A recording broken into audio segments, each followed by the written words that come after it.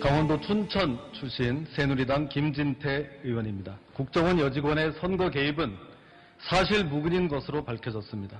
오히려 이 사건은 야당에 의한 여직원 인권 유린 사건이었다고 보아야 합니다. 네, 새누리당 원내대변인 신의진입니다. 하지만 민주당은 북한과 종북 세력이 하고 있는 주장을 똑같이 반복하고 있습니다.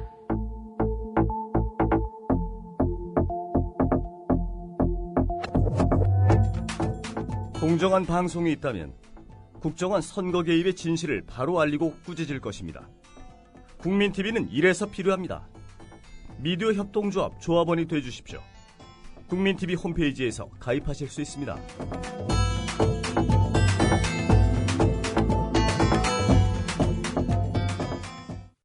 네, 먼저 국제 그리고 한반도 뉴스를 짚어보겠습니다.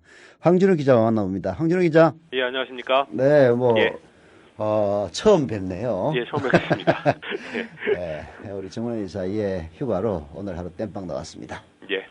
자, 어제 북한과 중국의 전략 대화가 베이징에서 있었죠? 북한의 핵 협상을 총괄하는 김계관 외무성 제1부상하고 중국 외교부의 장혜수이 상무부부장이 전략 대화를 가졌습니다. 김계관 부상은 그러니까 북한은 유관 당사국과의 대화를 희망한다라면서 육자회담을 포함한 각종 회담에 참가해서 담판을 통해서 평화적으로 핵 문제를 해결하고 싶다라고 말했습니다. 김계관은 또 조선반도 비핵화가 김일성과 김정일의 유훈이라는 점도 다시 강조했는데요.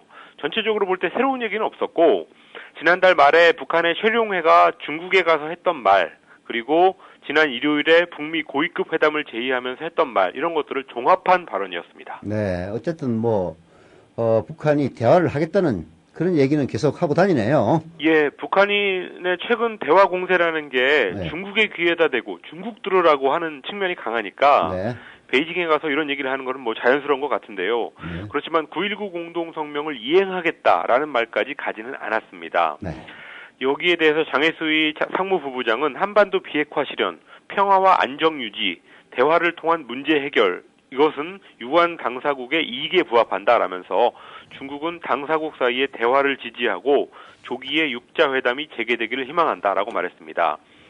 지난달에 시진핑 주석이 최룡해를 만났을 때부터 중국이 가지고 있는 북핵 해법의 3대 원칙 중에서 한반도 비핵화, 이것을 맨 앞에 내놓기 시작했는데 네. 어제도 역시 마찬가지 순서를 내놨습니다. 네, 전략 대화. 예. 이름도 아주 좋은데요. 이 전략 대화 어제 하루만 했습니까? 일단 하루로 마무리가 됐습니다. 네. 특이한 것은 김계관 부상이 바로 평양으로 안 가고 예. 대련으로 간 건데요. 네. 이 다롄은 북한하고 중국 사이의 무역에서 가장 중요한 거점이기 때문에 아마도 중국의 일부 무역 제재 조치를 풀어달라라는 제스처가 아니냐라는 분석이 나왔습니다. 네. 그리고 한국의 일부 언론에서는 북중 전략 대화가 열린 것에 대해서 중국하고 북한이 소위 혈맹 관계에서 이제는 일반적인 국가 대 국가의 관계로 바뀐 신호다라는 해석을 했는데요. 네. 그런데 북중 전략 대화는 이번에 3번째 열린 거기 때문에 네. 중국이 요즘에 북한에 대해서 냉랭한 것하고는 좀 상관이 없는, 오히려 두 나라가 대화를 긴밀히 하고 있는 그런 무대라고 보는 게 적절한 것 같습니다. 일부 언론이 어딘지 모르겠지만은 여하튼 어떻게 해서든 예. 북한하고 중국이 사이가 안 좋다, 그런 것을? 희망사항이 섞여 있는 모양이죠. 그렇습니다. 예. 예, 희망사항을 쓰는 거는 자기 집에 있는 가족신문에 써야 되는 일인데 말이죠. 예. 자, 미국에서는 한미일 육자회담 수석 대표들이 만남이 있었죠. 미국 국무부 청사에서 만났는데요. 네. 작년 2월에 미국과 북한이 공동으로 발표한 229 합의, 2월 29일 합의에 있는 비핵화 사전 조치에다가 네. 그것보다 강한 의무를 북한이 이행해야 된다는데 세 나라가 의견을 같이 했습니다. 네.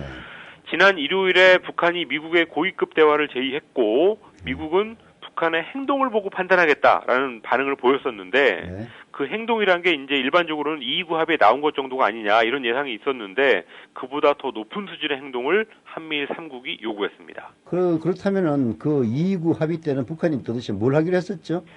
일단 우라늄 농축 프로그램을 중단하고 네. 핵실험과 미사일 발사 실험을 유예하고 또 네. 국제 원자력기구 IAEA 감시단의 북한 방문을 허용한다라는 네. 세 가지를 북한이 하기로 했었습니다. 네. 지난 월요일이었죠. 북한이 미국의 고위급 회담을 제의한 다음 날 박근혜 대통령이 대화를 위한 대화는 안 된다라는 네. 말을 말을 하면서 한국이 또다시 북미 대화에 발목을 잡는 게 아니냐라는 말이 나왔었는데요. 네. 북한이 2구 합의보다 더 많은 행동을 해야 된다라는 요구가 나온 것은 한국의 그런 강경한 자세가 영향을 미쳤다라고 봐야 될 것 같습니다. 예, 하여튼 뭐 형제들끼리 갈랐으면 더 왼수가 되는 법이니까 참나. 예. 오바마 미국 대통령이 러시아의 핵무기를 줄이자고 제안을 했네요.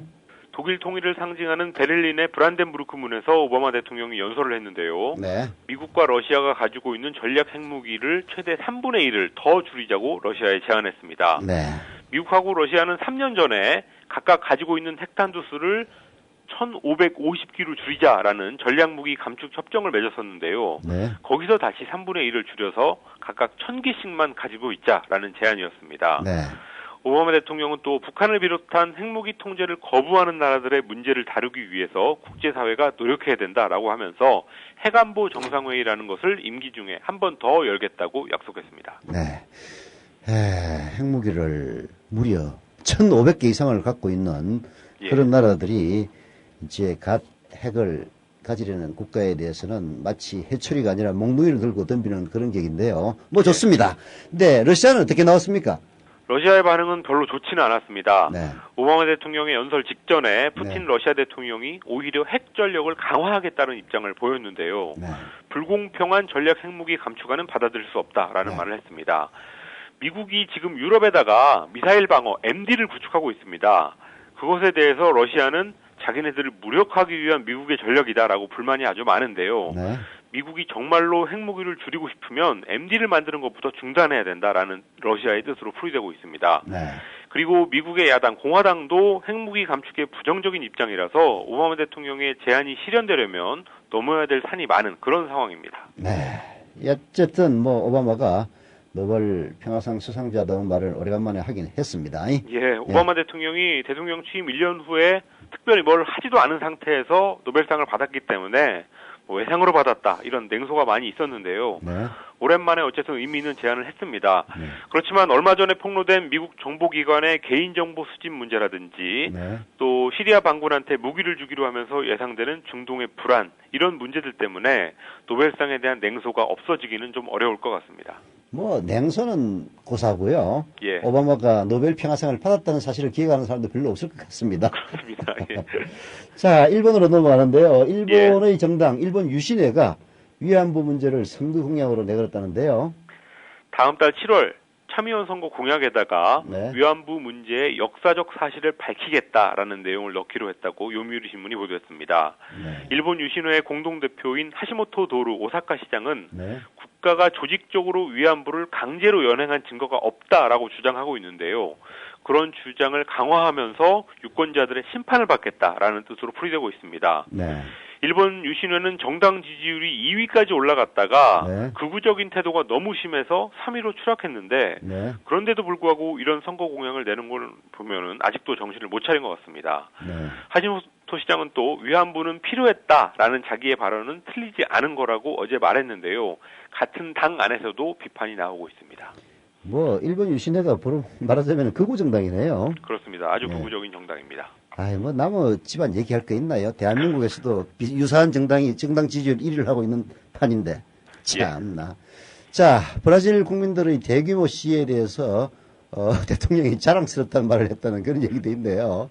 브라질에서는 지금 정부가 국민들의 복지에 써야 되는 돈을 월드컵 준비에 너무 많이 쓰는 데 대한 불만이 시위로 폭발하고 있습니다. 네. 그런데 지우마 호세프 대통령이 더 나은 국가를 위해서 많은 사람들이 투쟁하는 모습이 자랑스럽고 네. 브라질 민주주의의 힘을 보여주는 증거다라고 말해서 화제가 되고 있습니다. 어, 호세프는 과거 군사 독재 시절에 저항 운동을 하다가 투옥된 전력이 있는데요. 네. 어쨌든 이번에 이런 말을 통해서 비판 세력을 달래려는 게 아니냐 이런 해석이 나오고 있고요. 네. 또 내년 대선을 앞두고 지금 강력한 개혁을 준비하고 있는데 이번 시위를 개혁의 동력으로 삼겠다 이런 뜻도 있다고 풀이되고 있습니다. 네. 그렇지만 이번 시위가 결국은 정부에 대한 분노를 호세프 정부에 대한 분노를 나타낸 거기 때문에 얼마나 먹혀 들어갈지 미지수고 호세프 대통령에 대한 지지도는 일제히 떨어지고 있습니다. 네. 자, 지금까지 황준호 기자와 함께했습니다. 감사합니다. 네.